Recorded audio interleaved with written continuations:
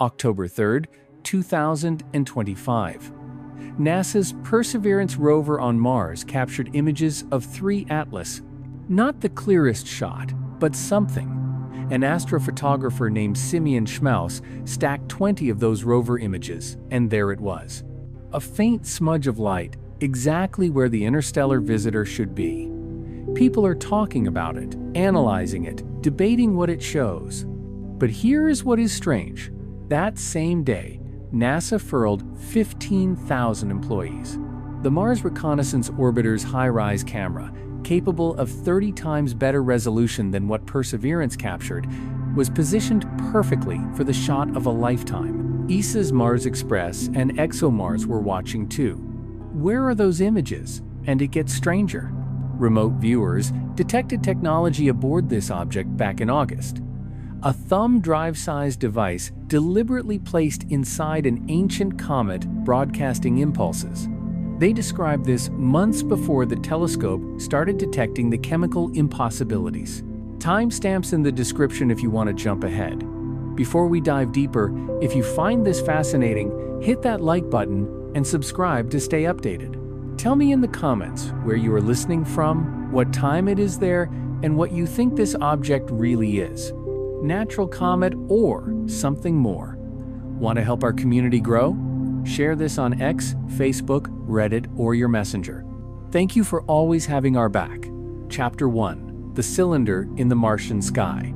Let me show you something that appeared on Twitter 48 hours ago that changed everything. A user called UFO Mania posted an image with a caption that sent shockwaves through the online astronomy community.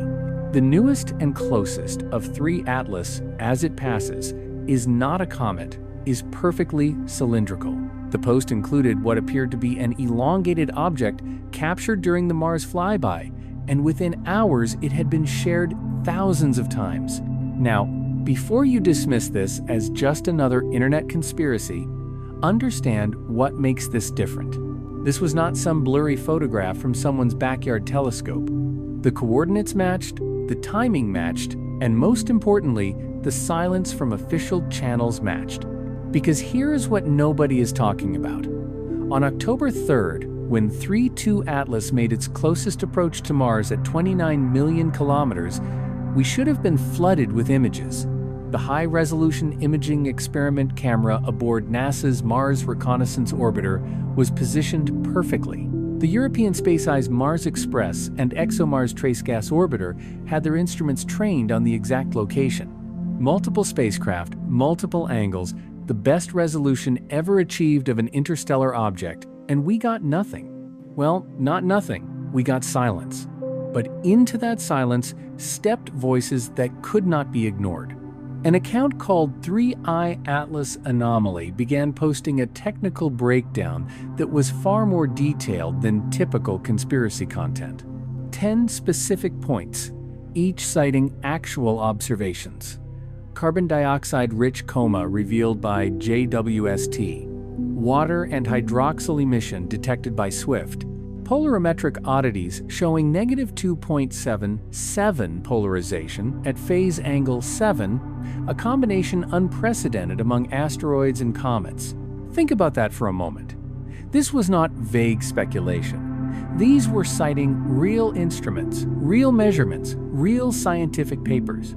Then came the cosmologist, a Twitter user named Moneypenny, who identifies as a plasma phenomena expert and former BBC journalist, posted something that made even skeptics pause. She claimed a leading cosmologist named Stephen Burns believes the object is intelligent, surrounded by dusty plasma, and exhibiting consciousness, which has already been communicating with us and with other planets. Consciousness communicating.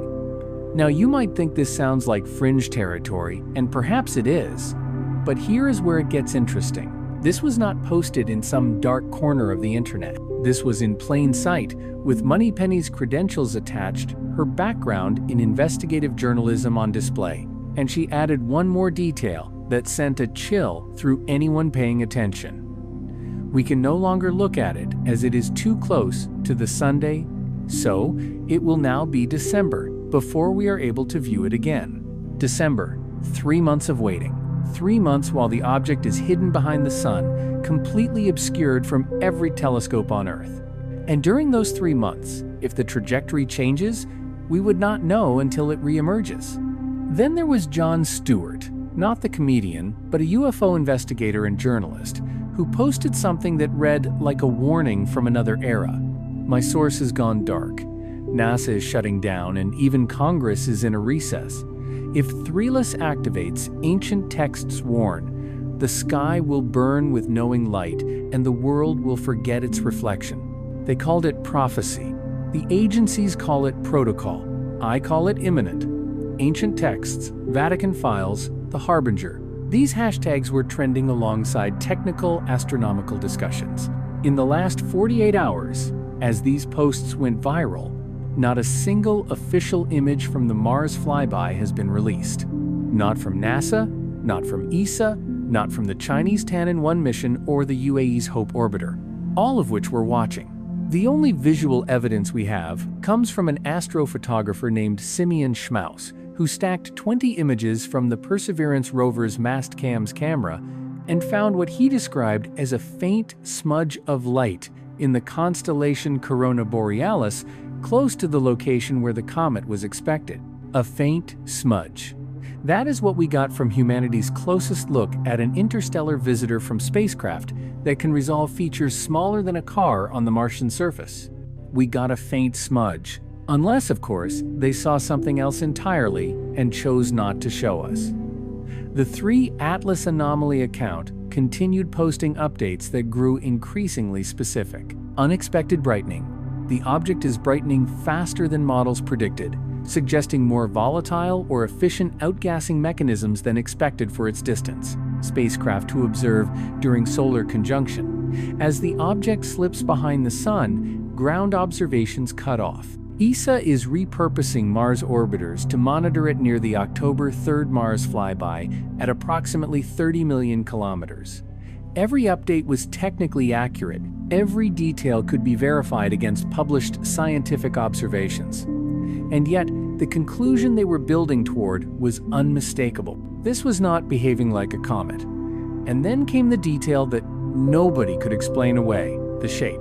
Multiple amateur astronomers working independently reported the same thing. When they processed their images, enhanced the contrast, removed the background stars, what remained was not the fuzzy, irregular blob you would expect from a comet with an active coma. It was elongated, smooth, almost geometric, perfectly cylindrical, as UFO Mania had said.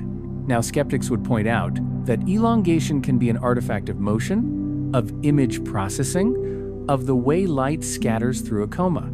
And they would be right. It can be. But it can also be real. We know this because Oumuamua, the first interstellar visitor, was also elongated. Pancake-shaped, some said, cigar-shaped, others argued. But definitely not round. Definitely not what we expected. So when 3I Atlas shows similar characteristics, when multiple independent observers report the same geometric quality, when the official channels remain silent, what are we supposed to think? The answer, according to NASA's carefully worded statements, is that 3 Atlas poses no threat to Earth. Its trajectory keeps it safely hundreds of millions of kilometers away from our planet. It will make its closest approach to the Sun on October 30th, then continue on its journey out of the solar system, never to return. All of which is true. All of which sidesteps the question everyone is actually asking. What is it? And why, on the day we should have gotten our best look at it, did 15,000 NASA employees get sent home? Chapter 2. The Remote Viewer's Revelation. What I'm about to tell you happened in August of 2025. 2 months before the Mars flyby, before the shutdown, before any of the viral posts that captured public attention. And it happened under conditions that make it impossible to dismiss as wishful thinking or confirmation bias. Her name is Bertie Jorski, and if you know anything about remote viewing, you know that name. Former vice president of the Farsight Institute, nearly 30 years of professional remote viewing experience, a master's degree in digital forensics. Not exactly the profile of someone chasing internet fame with wild claims. In August, a friend gave her a set of coordinates, Just numbers, no context, no photographs, no news articles. This is how legitimate remote viewing works. The target remains completely blind. The viewer has no idea what they are looking at until after the session is complete. Birdie sat down, entered her protocol, and began to describe what she was perceiving. The first thing she reported was movement through space, something traveling, something old, very old. She described it as a natural object, icy, rocky, exactly what you would expect if someone asked you to remote view a comet. And for a while, that is all it was. But then she noticed something unusual. There was something that was not completely natural, she said later in podcast, discussing her findings. There was something strange. The way she described it, it felt like discovering a fingerprint on something that should be pristine, a signature where there should be only randomness. She kept going deeper into the session, and that is when she perceived it. Something small about the size of a thumb drive, something that had been deliberately placed inside this object, not on the surface, inside. Someone had bored into this rock, she reported. Bored into this icy rock deliberately and placed something encoded with all kinds of information. It is kind of like an archive, a message in a bottle. But it is not just a message, it is technology of some sort. Now, pause and think about what she's describing. Not alien beings, not a massive spacecraft. A thumb drive-sized piece of technology, ancient beyond measure, hidden inside a comet that has been traveling through the galaxy for billions of years. She went further. This thing is so old. And even though the object itself is like billions of years old, the thing that was placed inside of it is also very old. Did some species there on the other side of the galaxy send up a little robot to bore into it and stick their little message in technology, knowing that this thing was going to keep traveling? It is a question that sounds like science fiction until you remember that we have done exactly this. The Voyager probes carry golden records, time capsules designed to survive for billions of years in the hope that someone someday might find them. The idea of using natural objects as vessels for messages is not alien to us at all. We just have not thought about it in reverse. The friend who gave Birdie the coordinates waited until after the session to reveal what she had been viewing. 3 Atlas, the interstellar object that would not even make headlines until weeks later. She had been viewing something that most of the world did not yet know existed, but Birdie was not finished. She did 2 more sessions going deeper, trying to understand what she was perceiving. And in those follow-up sessions, she discovered something that changed the entire picture. It is also broadcasting. She reported these messages come out in pulses, broadcasting present tense, not was broadcasting billions of years ago, is broadcasting now. When the podcast host mentioned that astronomer Avi Loeb had recently published calculations showing 3I Atlas arrived from the same region of the sky as the famous WOW signal from 1977, Birdie did not hesitate. That is super interesting. She said it is very possible that that is the WOW signal. Now, you might be wondering how much weight to give to remote viewing testimony. It is not a conventional scientific method. It cannot be easily replicated or verified. Skeptics dismiss it entirely. Believers swear by it. And the truth, as always, probably lies somewhere in the complicated middle. But here is what makes Bird's account worth considering. She was not alone. Multiple remote viewing groups working independently targeted 3I Atlas in the months following its discovery. And while the specifics varied, certain themes emerged again and again: technology, deliberate placement, broadcasting, the involvement of non-human intelligence. One group reported perceiving humanoid forms associated with the object. Another described what they called graffiti, markings, signatures. Someone had signed it. Several viewers reported the sensation of the object being masked, deliberately avoiding detection as if it did not want to be fully seen. One particularly detailed report mentioned special access, extraction points, a time-et. These were not vague mystical impressions. They were specific technical details that sounded more like intelligence briefing than psychic session. And then there were the more disturbing elements. References to crop circles, advanced spherical craft, hybrid warfare, invisible war. The phrase brain scanning technologies appeared in multiple independent sessions. The suggestion that whatever this was, it had the capability to influence minds to incite mass hysteria or hallucination. Now, does any of this prove 3 Atlas is anything other than a comet? Of course not. Remote viewing, even at its most rigorous, remains in the realm of anomalous cognition, not hard science. These are not measurements. They're not photographs.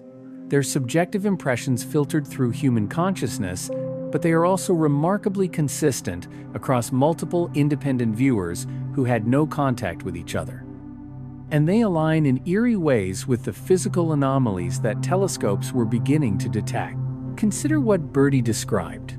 A small technological device billions of years old, placed deliberately inside a comet. If that were true, what would we expect to see? We would expect the object to look like a comet from a distance. Ice, dust, outgassing, all the normal signatures. But up close, we might notice things that do not quite fit. Unusual chemical compositions, unexpected materials, behaviors that seem almost designed rather than random. We would expect it to be massive, far more massive than its visible size suggests, because there would be something dense at its core, something that does not sublimate, something that remains intact no matter how much ice boils away. And we would expect it perhaps to be transmitting, not loudly, not obviously, but if you knew where to look, if you had the right instruments pointed in the right direction at the right time, you might detect something. A pulse, a pattern, a signal that should not be there. Birdie Dworsky perceived all of this in August, before most of the scientific data was published, before the anomalies became undeniable, before NASA went silent. She described a message in a bottle traveling through the galaxy.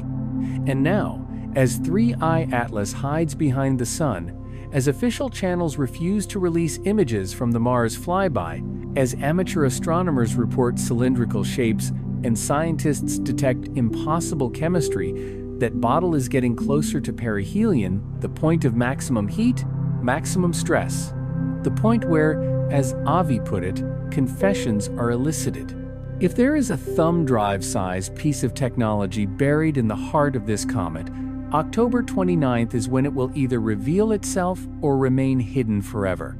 And the fact that NASA sent 15,000 employees home right before we could get our best look raises a question that remote viewers have been asking since August. What did they see that we are not being shown? Chapter 3. NASA's Deafening Silence. October 3rd, 2025 was supposed to be historic. The day humanity got its closest look at an interstellar visitor. Mars Reconnaissance Orbiter positioned perfectly.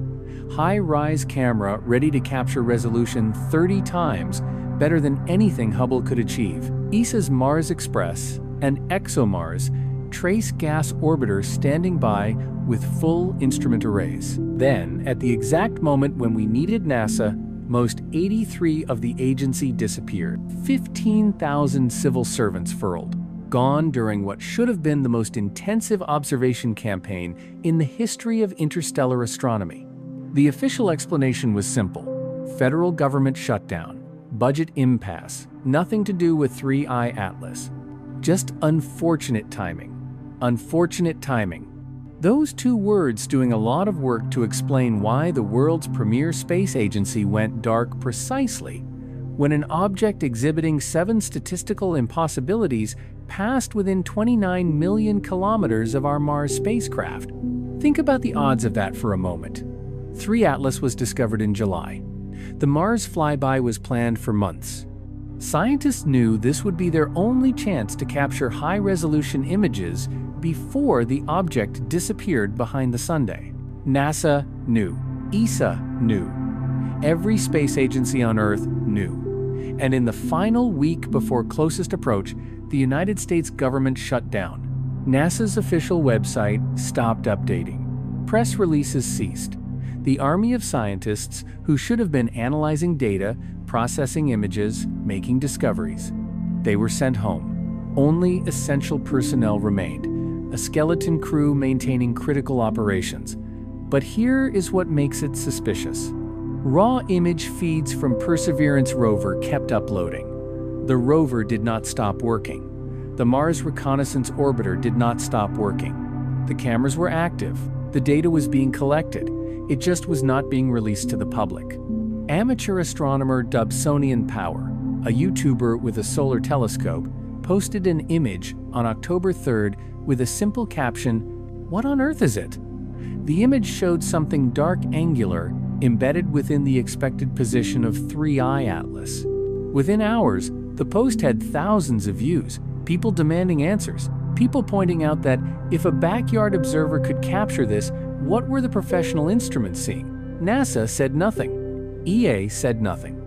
The only official confirmation that observations had occurred came from Simeon Schmaus, the astrophotographer who stacked 20 Perseverance images and found that faint smudge. He posted his work on social media, not through official channels, a private citizen doing the work that space agencies would not. Then came the White House press briefing. Stephen Miller, Deputy Chief of Staff for Policy, was discussing the government shutdown when a reporter asked a question that had been circulating online for days. Has the president been briefed about 3I Atlas? The room went quiet. Miller paused, chose his words carefully, and deflected. The briefing moved on, but the question had been asked on camera in an official setting, which meant it could no longer be dismissed as internet conspiracy. The United States government was being asked directly about an interstellar object, and they were choosing not to answer. Meanwhile, Havel was making the rounds on news networks, Newsmax, CBS, podcasts, anyone who would listen. He laid out the anomalies with mathematical precision. The trajectory aligned with the ecliptic plane, 0.2 probability. The 7 characteristics that made 3I Atlas unlike anything ever observed, and he kept returning to one point. We need the Mars orbiter data. The high-ray images could tell us the diameter of the nucleus. They could resolve structure. They could answer the fundamental question of what we are looking at. But the images were not being released. On a podcast with Brian Kading, Lowe mentioned that Representative Tim Burchett, member of the House Committee on Oversight and Accountability, had appeared with him on Newsmax to discuss the object. A sitting congressman on national television talking about an interstellar visitor and the suspicious silence surrounding it. This was no longer fringe discussion. This was entering mainstream political discourse. And still, NASA said nothing. The European Space Agency released a statement confirming that Mars Express and ExoMars Trace Gas Orbiter had successfully observed 3I Atlas during the flyby window of October 1st through 7th. Instruments, including the high-resolution stereo camera, the color and stereo surface imaging system, and multiple spectrometers had collected data. Data that would be analyzed in the coming weeks. They said results to be published when ready, but no images, no preliminary findings, no excitement about capturing unprecedented views of an interstellar object at closest range. Just a dry confirmation that observations occurred, followed by silence. China's Tianwen-1 mission said nothing. The UAE's Hope orbiter said nothing. Every spacecraft at Mars had been watching, and every space agency on Earth had gone quiet. You do not need to be a conspiracy theorist to find this strange. You just need to remember what happened with 2 Boris, the previous interstellar comet. When it passed through in 2019, images flooded out immediately. Scientists were excited. Press releases flew. The astronomical community celebrated. It was treated exactly as you would expect. A rare visitor from beyond our solar system, worthy of intense study and public engagement. 3 Atlas gets silence. The difference perhaps is that 2 Boris behaved exactly like a comet. It had the right chemistry, the right tail, the right outgassing patterns. It was interesting because it came from interstellar space, but it was not anomalous. It did not challenge our understanding. It did not raise uncomfortable questions. 3 Atlas does all of those things. And so, as it disappeared behind the sun on its way to perihelion, As it entered the one place in the solar system where no telescope on Earth can see it, the silence deepened. Amateur astronomers posted their last images,